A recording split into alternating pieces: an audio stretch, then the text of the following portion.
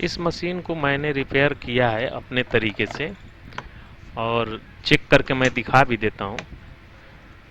और इसका मीटर ख़राब है और इसका जो ट्रांसफार्मर होता है तो वो ख़राब है और गांव में मिल नहीं पाया और एक ही दिन का टाइम है, कल सुबह मुझको ट्रेन भी पकड़नी है।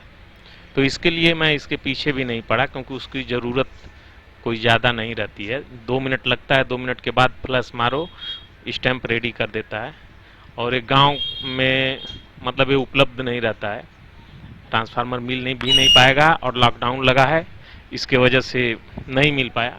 गांव में चला आया था, थोड़ा शादी थी तो बहुत दिनों के बाद मैं आया और गांव में बहुत परिवर्तन हो गया है, लेकिन शहर से फिर भी बहुत अच्छा है और तबीयत भी बराबर नहीं थी। तो चलिए फ्लैश मारता हूँ और दिखा देता हूँ और आगे का जो बाकी है मैंने कैसे इसको रिपेयर करा वो भी मैं दिखा देता हूँ। तो देखिए मैं फ्लैश मार रहा हूँ, ये देखिए बस इतना ही में स्टैम्प बन जाता है। जिनके पास मशीन है वो कर लेंगे, उनको मालूम है कि हाँ इतने से ही बनता है। तो मशीन रिपेयर करने में मैंने बहुत ज़्यादा सामान इस्तेमाल नहीं किया है, यहीं से गांव में जो टूटा फूटा सामान है उसी से मैंने रिपेयर किया है। तो बहुत बड़ी बात नहीं है इसमें।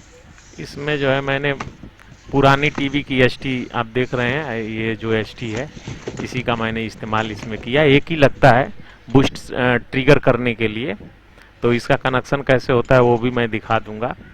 और मेन चीज़ होता है जो इसके अंदर का ये नियॉन बल्ब है, ये होना चाहिए। अगर ये आपके पास है नियॉन बल्ब तो रिपेयर आप कर सकते हो। बहुत बड़ी इसमें टेक्नोलॉजी है नहीं, लेकिन छुपा करके रखे हैं। ये नियॉन बल्ब है, इसमें 3 नियॉन बल्ब लगा है। और ये मशीन खरीदे थे जहाँ से महंगी पड़ी थी उनको, फिर दोबारा रिपेयरिंग के लिए तो और महंगा पड़ने लगा, इसके लिए उन्होंने रिपेयर नहीं कराया। इसमें 750 से 800 वोल्ट बनाने के लिए एक कैपेसिटर लगेगा और 2 रेक्टिफायर लगेगा। इसमें का एक रेक्टिफायर मैंने निकाल करके यूज कर लिया। और ये कैपेसिटर मैं मुंबई से बना के लेके गया था, लेकिन एक्चुअली इसके अंदर ये प्रॉब्लम हो गई थी कि उसका रेक्टिफायर ख़राब था एक ही, तो मैंने वापस इसमें से निकाल दिया। ये तो वापस मैं लेके चला जाऊंगा। ये देखिए 2 सप्लाई इसमें है, आप देख सकते हैं। अगर ऐसे नहीं समझ में आएगा तो इमेज में आपको पूरा मालूम पड़ जाएगा। इमेज मैं लगा देता हूँ तो आप देख लीजिएगा। इस तरफ पॉजिटिव बनेगा और उस तरफ बिल्कुल लास्ट में निगेटिव बनेगा। दोनों को जोड़ देते हैं, 450 वोल्ट 450 वोल्ट को आपस में जोड़ देते हैं तो इतनी सप्लाई बन जाती है। नियॉन बल्ब को ट्रिगर कराने के लिए 0 वाट का बल्ब लगता है, क्योंकि तभी नियॉन बल्ब में स्पार्क होगा। तो आपकी मशीन में चाहे ये मीटर अलग से हो सकता है, क्योंकि अलग अलग मशीन अलग अलग बनाती है। स्विच भी अलग ढंग से हो सकता है, स्टार्ट करने वाला ऑटोमेटिक भी हो सकता है। तो किसी भी तरह का दिया रह सकता है, इससे कोई फर्क नहीं पड़ता है। काम करने का सबका तरीका एक है, मशीन अलग मॉडल की हो सकती है, तो इसमें कोई फर्क नहीं पड़ता। इस मशीन में मैंने ये जो ट्रांसफार्मर यूज किया है 12012 5 एम्पेयर का ट्रांसफार्मर था।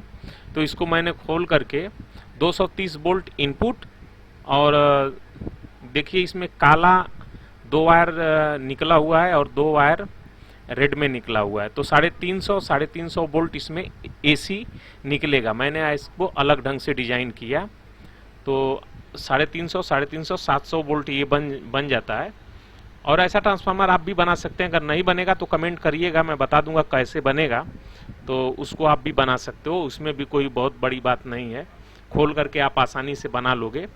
और इसका ही मैंने इस्तेमाल इसमें किया है और बहुत मस्त काम कर रहा है। अभी मैंने उनको पता किया था तो वो बताया कि नहीं बहुत अच्छा काम कर रहा है। दूसरा, आपको ये कैपेसिटर अगर आपकी मशीन की ख़राब हो जाती है तो उस कैपेसिटर को चेंज कर सकते हैं। नहीं तो 450 वोल्ट 100 माइक्रोफैरेड की ये कैपेसिटर है और 2 रेक्टिफायर ये लगेंगे।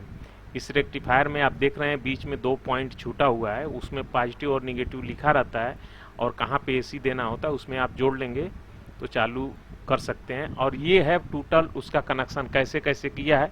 इसमें एक मिस्टेक हो गया, 220 वोल्ट जहाँ पे इनपुट है तो वहाँ पे समझ लीजिए कि 350 वोल्ट एसी का वो जो ट्रांसफार्मर का रहेगा, ब्लैक वायर और रेड वायर का मैंने अलग अलग उसमें बनाया इनपुट देने के लिए। और एसटी का कनेक्शन कहाँ पे देना है वो आप देख सकते हैं इसमें नियॉन बल्ब में, जो ऊपर नियॉन बल्ब के ऊपर जो पतला वायर होता है उसमें एसटी का कनेक्शन देते हैं। और मतलब ये जो 700 वोल्ट बना है, कैसे कनेक्शन कहाँ कहाँ पे रहता है वो भी देख लीजिए। ऐसे ही रहता है इसमें कनेक्शन। अब रह गया एसटी का कनेक्शन का, तो एसटी का कनेक्शन ये वाले इमेज में आप स्पष्ट देख लेंगे। ठीक ऐसे ही करना है। बाकी स्विच को आप स्विच के जगह पे लगाइए और 0 वाट का बल्ब जहाँ पे लगा हुआ है वैसे ही आप कनेक्शन कर लीजिए। और आप देखेंगे फिर इसको ऑन करके तो एक कैपेसिटर चार्ज होने के बाद फ्लैश भी देगी। आपकी मशीन बिल्कुल परफेक्ट काम करेगी, कोई कुछ प्रॉब्लम नहीं है। हाँ, अलग अलग कंपनी इसमें जो है अलग अलग सर्किट बना करके डाली हुई है, तो उससे मतलब नहीं है।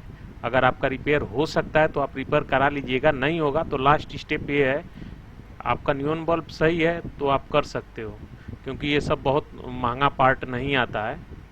और ईएसटी आपको किसी भी मैकेनिक के दुकान पे मिल जाएगी, वो भी फ्री में, क्योंकि आज के समय में इसे कचरा में फेंक दिया जा रहा है। पुरानी टीवी कोई भी रहेगी उसके अंदर सीएसटी निकलती है, और ईएसटी का जो 110 वोल्ट का सप्लाई जहाँ पे रहती है उसी वाले में सीरीज में इसको लगा देते हैं। तो उसका वीडियो मैं आपको दिखा देता हूँ, उसको कैसे करते हैं तो देख लीजिए। और ऐसा करके आप बनाइए, परफेक्ट एकदम मशीन चलती है। ऐसी कोई भी एचटी आप ले लीजिए, और इसमें आप देखेंगे कि यहाँ पे कुछ पिने जो रहती है यहाँ पे चौड़ा रहता है, मतलब गैप रहता है, ये यहाँ पे देखेंगे आप। तो इसके लिए आपको क्या करना है, आप देखिए इसमें एक कनेक्शन रहेगा वायर का और इसमें रहेगा, बाकी सब खाली रहेंगे, इससे कोई मतलब नहीं है। एक पॉइंट इस पे और दूसरा पॉइंट इस पे एसटी का। और ये जो वायर, ये लास्ट का वायर है ये वाला, इसमें आपका बनेगा बूस्ट सप्लाई। तो यहाँ से कटिंग करने के बाद, मतलब इसको कटिंग करने के बाद, ये नया है लपेटा हुआ है, खोलने की ज़रूरत नहीं है, आप समझ लीजिए कि ये कटिंग करने के बाद इसको जो नियॉन बल्ब है उसके ऊपर जो पतला वायर होता है उसमें कनेक्शन है। इमेज के हिसाब से आप देख लेंगे जहाँ पे एसटी लिखा हुआ है, तो उसमें इस वायर को ज्वाइंट कर देते हैं, और बाकी कनेक्शन दो जो वायर आएगा इस वाले पॉइंट पे रहेगा। बस इतना ही काम है, और मस्त फ्लैश करता है, कोई दिक्कत नहीं आती है। आप बनाइए, देखिए, अगर कोई प्रॉब्लम होता है तो आप कमेंट करिएगा, मैं उसका आपका निवारण भी बता दूंगा।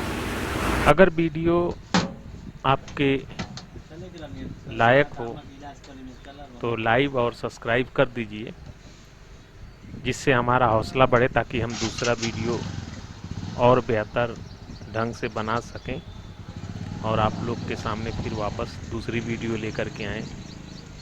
तब तक के लिए नमस्कार दोस्तों।